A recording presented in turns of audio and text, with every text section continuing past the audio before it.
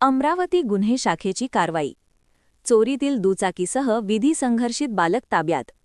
अमरावती दिनांक 4 मार्च 2026.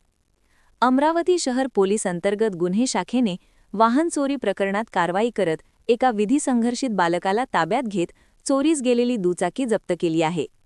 पोलीस आयुक्तांच्या मार्गदर्शनाखाली गुन्हे शाखेच्या पथकाने गुप्त माहितीच्या आधारे तपास सुरू केला. तपासादरम्यान एका संशयित बालकाकडे चोरीची दुचाकी असल्याची माहिती मिळाल्यानंतर सापळा रचून त्याला ताब्यात घेण्यात आले. तपासात संबंधित दुचाकी ही चोरीची असल्याचे निष्पन्न झाले. जप्त करण्यात आलेली दुचाकी लाल-काळ्या रंगाची TVS अपाचे RTR, इंजिन क्रमांक JXLC-GP 98440 व चेसिस क्रमांक MD2836FX 2PCH38830 अशी असून तिची अंदाजित किंमत सुमारे 1,40,000 रुपये आहे.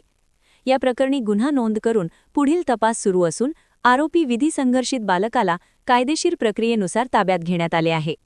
ही कारवाई पोलीस आयुक्त, पोलीस उपायुक्त, सहाय्यक पोलीस आयुक्त यांच्या मार्गदर्शनाखाली गुन्हे शाखेच्या पथकाने केली.